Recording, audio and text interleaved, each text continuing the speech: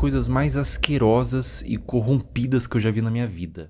Nos últimos dias, um tema que deveria provocar repulsa, indignação e ação imediata passou a circular nas redes sociais: a exposição e sexualização de menores de idade em praticamente todas as plataformas digitais. Quem trouxe esse assunto à tona com força foi o criador de conteúdo Felca, que fez uma série de vídeos escancarando o que muitos já sabiam, mas fingiam não ver.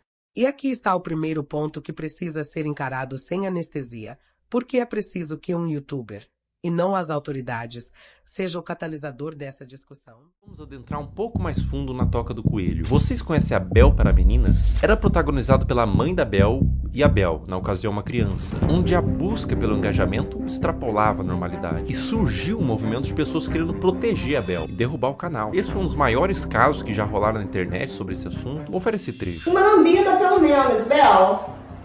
Uma lambida, Bel. Mãe, vou passar mal. Esse trecho é de 2019, quando a Bel era uma criança. Depois da exposição desse vídeo, surgiram vários outros. Mãe, eu quero ir com essa. Não, gente, é porque faltem naquela, tá? É assustador, dá um sentimento ruim ver a Bel sendo aparentemente forçada a fazer essas coisas. Mas eu quero abordar isso sobre outra perspectiva, não é só sobre os trechos. Pessoal, o movimento contrário foi tão grande, vocês não têm noção. Órgãos responsáveis por proteção de menores se envolveram, teve processos para remover a guarda e separar a mãe da Bel, foi parar na TV e transbordou por toda a internet. Imagina o que é isso na cabeça de uma criança. Tanto material quanto a exposição, as críticas. Você acha que uma criança inocente, quando lê um comentário de crítica, indignado, consegue separar ela do cálculo? Uma criança? Cara, as pessoas definitivamente não sabem o que é um trauma. E, gente, no meu caso, foi uma coisa muito grande. Tipo, você ligava a TV e via a pessoa falando um monte de mentira sobre mim. Ligava as redes sociais e só tava falando sobre isso. E foi um negócio, gente, absurdo, sabe? Foi muito surreal. Eu vi toda a minha carreira, todos os meus sonhos indo por água abaixo. Porque é preciso que um criador, que não tem o aparato estatal, nem a obrigação institucional, se levante contra algo que está diante dos olhos de todos a ONUs. Essa é a pergunta que, por si só, já revela a podridão estrutural da sociedade contemporânea. Quando o Estado, as autoridades policiais, as plataformas e até os pais fecham os olhos, resta ao indivíduo comum, ou ao comunicador, assumir um papel que deveria ser do aparato formal de proteção. E isso não é uma virtude coletiva, é uma vergonha coletiva. A omissão não é apenas das autoridades. É uma omissão generalizada que começa dentro de casa. Quantos pais realmente sabem o que seus filhos estão vendo, postando e consumindo na internet? A grande maioria vive na ilusão de que a criança ou adolescente não faria isso, porque ainda projetam sobre os filhos uma ingenuidade que já foi destruída pela própria cultura digital. E quando essa ingenuidade é questionada, muitos reagem com negação ou hostilidade, como se admitir a possibilidade fosse uma afronta pessoal.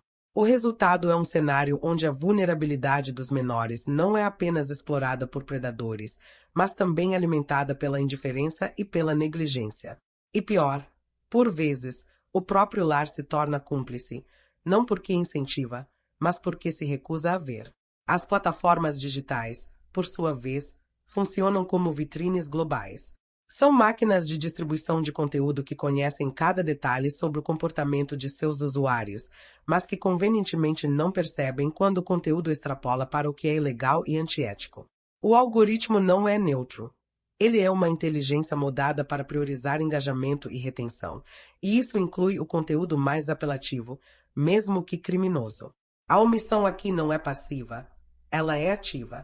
É a escolha consciente de não desmonetizar certas práticas, de não derrubar certos perfis, de não fiscalizar certos nichos, porque isso implica em perda de receita. Essa lógica transforma a exploração da inocência em um produto rentável, e ninguém, na esfera corporativa, quer abrir mão de uma fatia do lucro. Mas talvez o elemento mais repulsivo dessa história seja a forma como o oportunismo se infiltra no próprio debate. Desde que Felca publicou seus vídeos, não faltaram canais correndo para falar sobre o assunto. Mas o que se vê, na esmagadora maioria dos casos, não é um posicionamento genuíno, mas sim a tentativa de surfar na onda. Vídeos que usam o nome dele como isca de engajamento, não para ampliar a conscientização, mas para atrair cliques, monetizar e se promover. É um fenômeno curioso. Mesmo denunciando o uso indevido da imagem e da sexualidade de menores, muitos acabam explorando o próprio tema para benefício próprio. É como se a tragédia fosse convertida em combustível para a máquina de views, e isso revela uma podridão moral que não é muito diferente daquilo que se critica. Esse é o problema central de uma era movida pelo algoritmo. Não existe uma distinção clara entre denúncia e exploração. A linha que separa a luta por justiça e o uso de um caso polêmico para autopromoção é tênue, e poucos têm a disciplina moral de não cruzá-la. As redes sociais transformaram indignação em espetáculo, e a audiência, muitas vezes, não está ali para refletir ou agir, mas para consumir o drama como mais um entretenimento. Isso cria um paradoxo cruel. Quanto mais grave é o problema, mais ele é embalado e vendido como produto. E o que dizer da sociedade como um todo? Vivemos num ambiente onde a indignação é temporária, sazonal e modulada pelo que está em alta. Quando o assunto perde relevância no trend, ele desaparece da memória coletiva e a engrenagem da omissão volta a funcionar como antes. Essa amnésia social é um dos maiores obstáculos para qualquer mudança real.